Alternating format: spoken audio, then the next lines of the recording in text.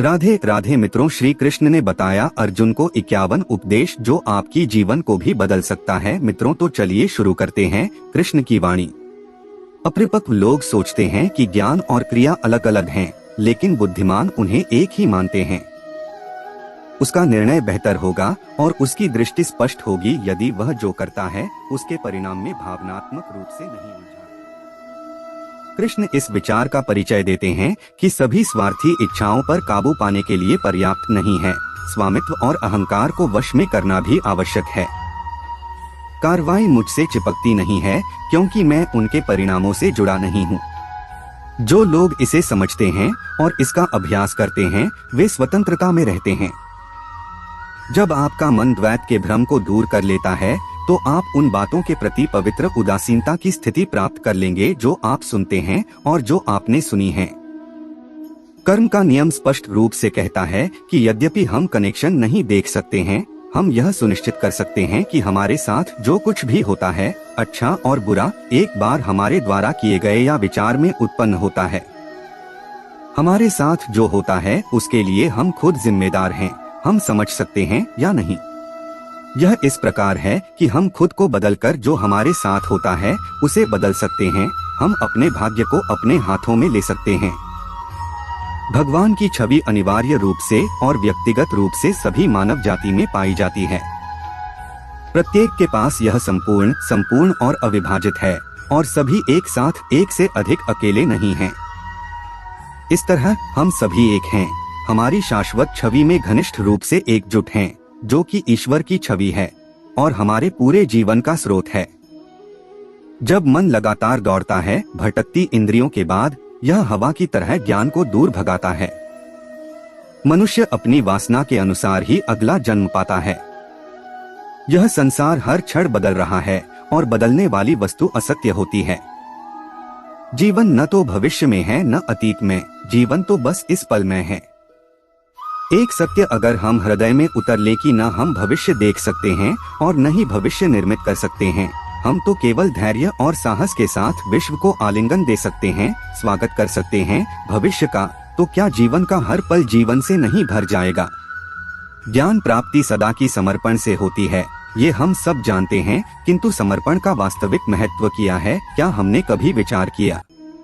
मनुष्य का मन सदा ही ज्ञान प्राप्ति में विभिन्न बाधाओं को उत्पन्न करता है। कभी अन्य विद्यार्थी से ईर्ष्या हो जाती है, कभी पढ़ाए हुए पाठों पर संदेह होता है और कभी गुरु द्वारा दिया दंड मन को अहंकार से भर देता है। और ऐसे ना जाने कितने विचार मन को भटकते हैं और इसी वजह से हम ज्ञान प्राप्त नहीं कर पाते हैं। मन की योग्य स्थिति केवल समर्पण से निर्मित होती है। समर्पण मनुष्य के अहंकार का नाश करता है। दो व्यक्ति जब निकट आते हैं तो एक दूसरे के लिए सीमाएं और मर्यादाएं निर्मित करने का प्रयत्न अवश्य करते हैं। हम अगर सारे संबंधों पर विचार करें तो देखेंगे कि सारे संबंधों का आधार यही सीमाएं हैं जो हम एक दूसरे के लिए निर्मित करते हैं। और यदि अनजाने में कोई अन्य व्यक्ति सीमाओं को तोड़ता है तो उसी क्षण हमारा हृदय क्रोध से भर जाता है। इन सीमाओं का वास्तविक रूप क्या है? क्या आपने कभी सोचा है? सीमाओं के द्वारा हम दूसरे व्यक्ति को निर्णय करने की अनुमति नहीं देते हैं, अपना निर्णय उस व्यक्ति पर थोप देते हैं। अर्थात किसी के स्वतंत्रता का अस्वीकार करते हैं, और जब स्वतंत्रता का अस्वीकार किया जाता है तो उसका हृदय दुख से भर जाता है, और जब वो सीमाओं को तोड़ता है तो हमारा हृदय क्रोध से भर जाता है। क्या ऐसा नहीं होता? और यदि एक दूसरे के स्वतंत्रता का सम्मान किया जाए तो किसी मर्यादाओं या सीमाओं की आवश्यकता ही नहीं होती। अर्थात जिस प्रकार स्वीकार किसी संबंध का देह है, क्या वैसे ही स्वतंत्रता किसी संबंध की आत्मा नहीं? सबके जीवन में ऐसा प्रसंग अवश्य आता है, सत्य कहने का निश्चय होता है हृदय में, किंतु मुख से सत्य निकल नहीं पाता। कोई भय मन को घेर लेता है, किसी घटना अथवा प्रसंग के बारे में बात करना, क्या फिर स्वयं से कोई भूल हो जाए उसके बारे में कुछ बोलना, क्या ये सत्य है? नहीं, ये तो केवल तथ्य है। किंतु कभी कभी उस तथ्य को बोलते हुए भी भय लगता है। कदाचित किसी दूसरे के भावनाओं का विचार आता है, मन में दूसरे को दुख होगा, ये भय भी शब्दों को रोकता है। तो ये सत्य क्या है? जब भय रहते हुए भी कोई तथ्य बोलता है तो वो सत्य कहलाता है। वास्तव में सत्य कुछ और नहीं केवल निर्भयता का दूसरा नाम है, और निर्भय होने का कोई समय नहीं होता क्योंकि निर्भयता आत्मा का स्वभाव है। वास्तव में संकट का जन्म है, एक अवसर का जन्म अपने आप को बदलने का, अपने विचारों को ऊंचाई पर करने का, अपनी आत्मा को बलवान और ज्ञान मंडित बनाने का। जो ये कर पाता है उसे कोई संकट नहीं होता, किंतु को ये नहीं कर पाता वो तो खुद एक संकट है विश्व के लिए। कभी कभी कोई घटना मनुष्य के जीवन के सारी योजनाओं को तोड़ देता है और मनुष्य उस आघात को अपने जीवन का केंद्र मान लेते हैं। क्या भविष्य मनुष्य के योजनाओं के आधार पर निर्मित होते हैं? नहीं। जिस प्रकार किसी ऊंचे पर्वत पर सर्वप्रथम चढ़ने वाला उस पर्वत के नीचे जो बैठकर योजना बनाता है, क्या वही योजना उसे उस पर्वत की चोटी तक पहुंचाती है? नहीं। वास्तव में वो जैसे जैसे ऊपर चढ़ता है वैसे वैसे उसे नई नई चुनौतियां आती हैं। प्रत्येक पद पर वो अपने अगले पद का निर्णय करता है। प्रत्येक पद पर उसे अपनी योजनाओं को बदलना पड़ता है, कहीं पुरानी योजना उसे खाई में न धकेल दे। वो पर्वत को अपने योग्य नहीं बना सकते, केवल स्वयं को पर्वत के योग्य सकता है। क्या जीवन के साथ भी ऐसा नहीं होता? जब मनुष्य जीवन में किसी एक चुनौती को अपने जीवन का केंद्र मान लेता है, अपने जीवन के गति को ही रोक देता है, तो वो अपने जीवन में सफल नहीं बन पाता और ना ही सुख और शांति प्राप्त कर पाता है।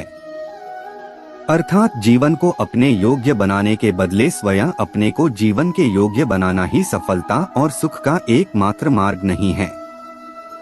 मनुष्य जीवन की परीक्षा में सफल होने के लिए क्या नहीं करता? परिश्रम करता, दौड़ भाग करता है, लेकिन जब फिर भी उसका काम नहीं बनता तो वो नकल करता है।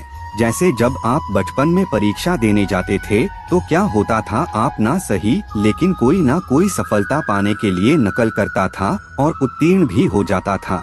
परंतु जीवन की परीक्षा ऐसी नहीं होती, जीवन में नकल करने वाला सफल नहीं होता।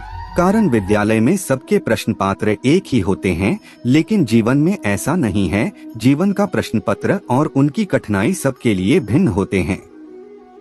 निश्चित रूप से उनके उत्तर भिन्न होंगे। इसलिए अगर आपको जीवन में सफलता पानी है तो नकल ना करें, स्वयं के प्रश्नों का उत्तर स्वयं ढूंढिए और सफलता आपकी ही होगी। हम असफल तब नहीं होते जब हम लक्ष्य ना पा सकें, हम असफल तब होते हैं जब हम प्रयास करना बंद कर देते हैं। इसलिए प्रयास करते रहिए और हार ना माने, क्योंकि जिस दिन आप हार स्वीकार करना बंद कर देंगे जीत आपके चरणों में होगी।